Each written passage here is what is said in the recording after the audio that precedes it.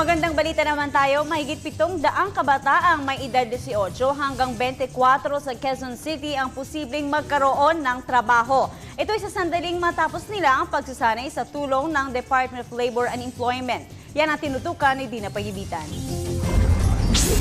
Tila nga pahigpit na ng pahigpit ang kompetensya sa paghahanap ng trabaho sa bansa sa panahong ito. Sa ngayon kasi hindi na batayan ng agad na trabaho ang pagtatapos ng high school o kolehiyo. Dahil umano sa mentalidad na kulang sila sa eksperyensya, madalas pinanghihinaan ng loob ang mga kabataan na makipagsapalaran para makahanap ng trabaho. Kaya naman malaking bagay ang patuloy na programa ng Department of Labor and Employment o DOLE sa pagsasagawa ng job fair. Ngunit sa pagkakataong ito, isang eksperimento ang ginawa ng ahensya kaisa ang Government of Canada at Asian Development Bank kung saan hindi instant trabaho ang ibibigay nila sa mga aplikante edad 18 hanggang 24 kung hindi mga kaukulang training para sa paghahanda sa trabaho. Isinasagawa ito sa 4 na probinsya sa Luzon, kabilang na ang General Trias Cavite, San Fernando, Pampanga, Taguig City at Quezon City kung saan may pinakamalaking mga aplikanteng pipiliin na aabot sa 700.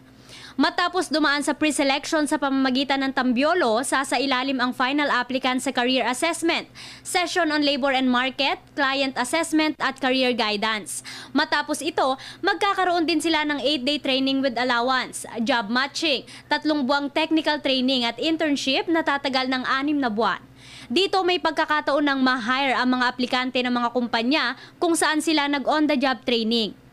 Sakaling magtagumpay ang programa, isasagawa ito sa buong bansa. Kapag nakatapos ka ng internship, pwede kang permanently din ma-hire ng employer na kumuha sa iyo as intern.